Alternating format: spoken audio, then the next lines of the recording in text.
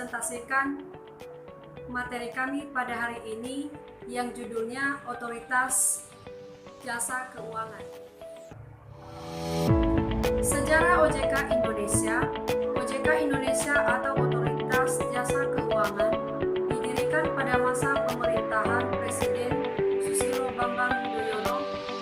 Dasar pembentukannya pun tercantum dalam Undang-Undang Nomor 21 Tahun 2011 sebagai lembaga yang berfungsi mengatur dan mengawasi seluruh kegiatan di sektor keuangan. Harapannya adalah agar OJK bisa menjadi lembaga non-pemerintah yang mampu mengatur sektor jasa keuangan secara teratur, adil, transparan, dan akuntabel, tanpa perlu campur tangan orang lain. Harapannya OJK dapat mendukung kepentingan negara di sektor jasa keuangan sehingga mampu meningkatkan daya saing nasional. Selain itu, OJK juga harus mampu menjaga kepentingan nasional meliputi sumber daya manusia, pengelolaan, pengendalian, dan kepemilikan di sektor jasa keuangan dengan mempertimbangkan aspek globalisasi.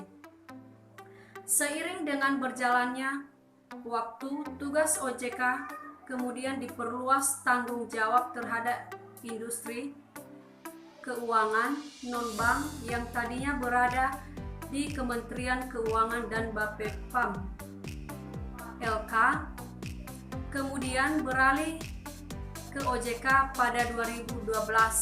Selain itu, pengawasan sektor perbankan juga beralih ke OJK pada tahun 2013 silam.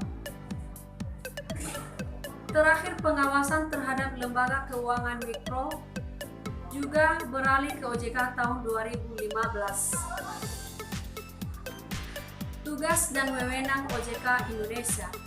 Tugas dan wewenang OJK Indonesia tercantum dalam Undang-Undang Nomor 21 Tahun 2011 mengenai tugas telah terinci dengan jelas di pasal 6.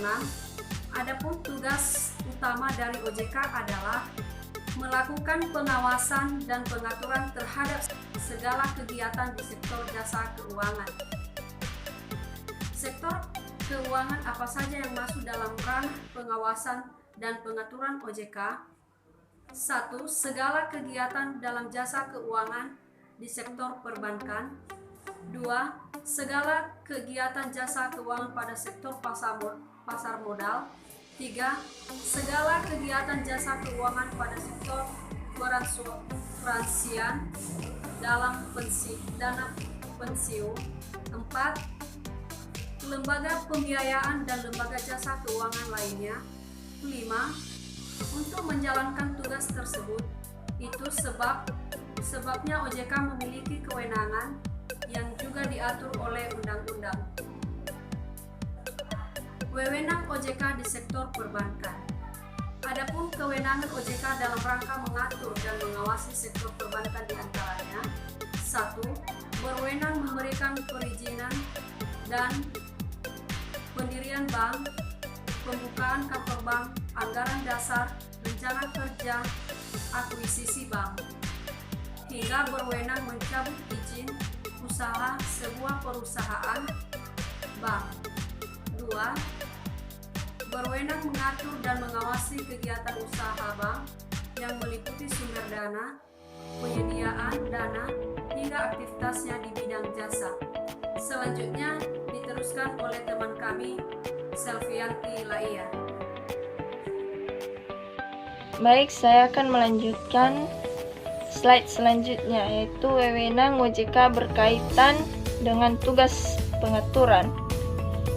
Dalam menjalankan tugas pengaturan terhadap sektor jasa keuangan, OJK memiliki wewenang, diantaranya menetapkan peraturan perundang-undangan di sektor jasa keuangan, yaitu 1. Menetapkan peraturan OJK. 2. Membuat dan menetapkan peraturan mengenai pengawasan di sektor keuangan. 3. Menetapkan peraturan tentang tata cara penetapan perintah tertulis terhadap lembaga jasa keuangan dan pihak tertentu. 4. menetapkan peraturan mengenai tata cara pengenaan sanksi sesuai peraturan perundang-undangan di sektor keuangan. Materi selanjutnya yaitu wewenang OJK berkaitan dengan tugas pengawasan.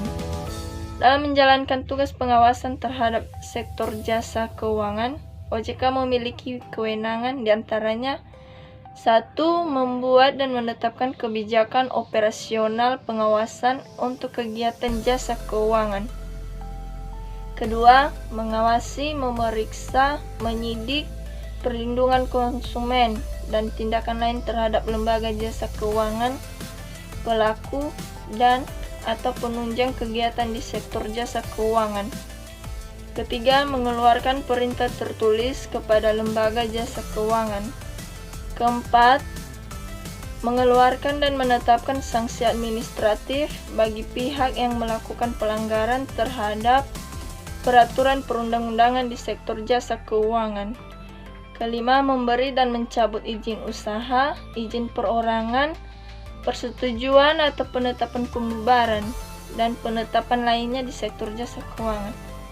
Terima kasih. Slide selanjutnya akan dibacakan oleh Suryani.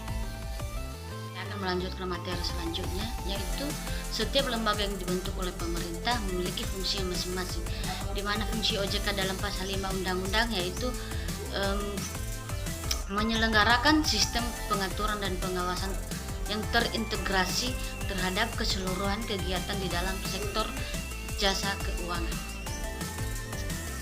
OJK juga memiliki visi misi, di mana visi OJK adalah menjadi lembaga yang bertugas mengawasi industri jasa keuangan yang terpercaya, kemudian melindungi kepentingan konsumen dan mampu mewujudkan industri keuangan menjadi pilar perekonomian nasional.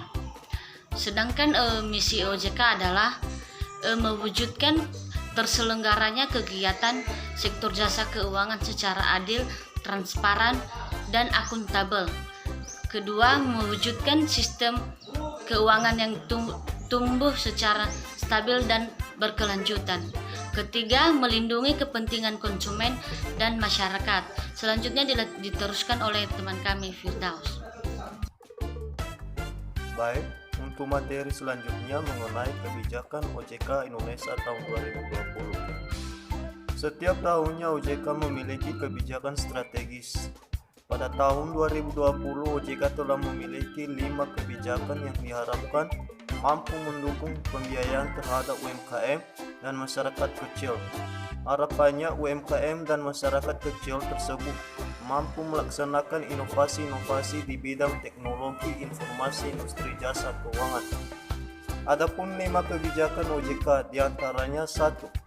Meningkatkan skala ekonomi industri keuangan. Yang kedua, mempersempit regulatorik dan supervisori gap di sektor jasa keuangan. Yang ketiga, melakukan transformasi digital pada sektor jasa keuangan. Yang keempat, mempercepat penyediaan akses keuangan dan mendorong penguatan penerapan market conduct dan perlindungan konsumen. Yang kelima, mengembangkan ekosistem ekonomi syariah. Sektor jasa keuangan yang berada di bawah kewenangan OJK. Setidaknya ada 3 sektor jasa keuangan yang berada di bawah pengawasan, yaitu 1. Kewenangan OJK, yang kedua perbankan, yang ketiga pasar modal. Jika dijabarkan lebih lanjut, apa saja kira-kira lembaga atau usaha yang diawasi OJK? 1. Perusahaan bank, yang kedua pasar modal dan perusahaan sekuritas, 3. Perusahaan asuransi, 4. Pegadaian,